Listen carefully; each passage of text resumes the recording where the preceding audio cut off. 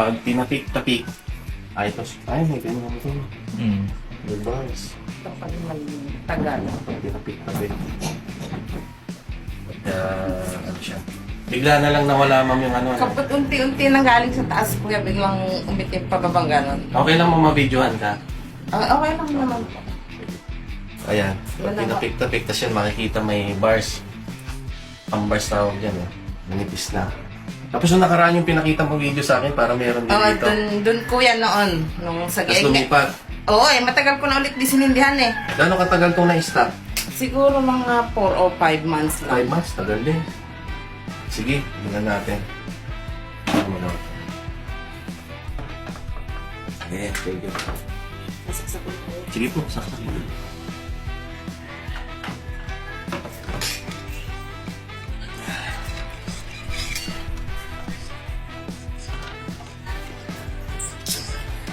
Posible ang problema nito LCD. Kaya malalaman natin naman. At ito yung special technique natin.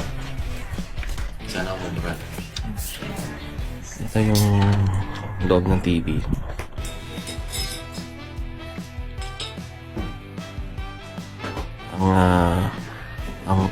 Ang T-Con niya is Novatec. Dito tayo mag-modify. Tingnan natin kung mapalabas natin yung picture. So dito tayo mag-modify ngayon sa T-Con niya. Karaniwan ng ganitong sira sa sa TV na tong modelo na to. Karaniwan sa LCD, tapos dito minamodify sa timing control para mapalabas natin yung picture. Sana maging successful. Tingnan natin. Marami rin naman ako nagawang ganitong modelo. Napainit ko pa yung panghinang.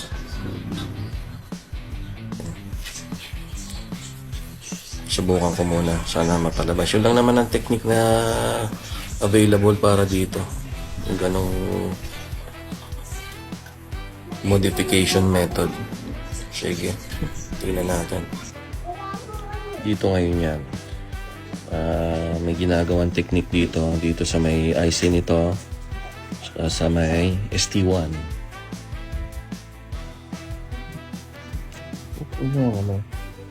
Plastic ka. So, titignan ngayon natin. Subukan ko muna. Sana mapalabas. Yun lang naman ang technique na available para dito. Yung ganong modification method. Sige. Tingnan natin. Okay. Nilagyan ko na siya ng special technique natin dito sa may T-Con niya. Timing control. So far, okay naman siya. Testing natin. Ito yung naging outcome niya. Ganito ang nangyari sa kanya. So, napalabas naman natin yung picture. Ayan. Lumabas na yung picture. Tapos, wait lang. Ito, malinaw yung picture niya. Pero may inoobserbahan tayo dito. May inaabangan tayong manifestation na iba pang problema niya. Ganito tong modelo na to. Minsan hindi na perfect. Kailangan obserbahan natin ngayon. Painitin natin. Pag uminit na to at matino na, okay na ito. With the warranty and money back guarantee naman. So, observe na lang muna natin. Painitin natin. Ito siya. Ino-obserbahan pa natin. Okay naman. Lumabas naman yung picture. So, observe na lang muna. Painitin natin. Sana okay na. Kaya maganda dito, isasara muna para maano yung init. Pag naipon niya na yung init at na-achieve niya na yung normal temperature niya, tapos matino siya, okay, hindi magluluto. Okay na to. Sige. Paiinitin pa natin to. Tingnan natin kung ano ba lagay. Sana okay naman na. With the warranty and money back guarantee naman.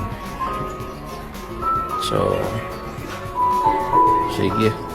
Ganda naman, malinaw pa naman. Sige, sige. Ay, wait lang. Kasusi ko.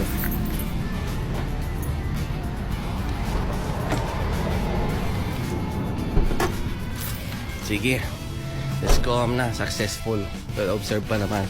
Hindi pa final yon. Go home na muna. Thank you. Okay. Let's go. Yan. Okay.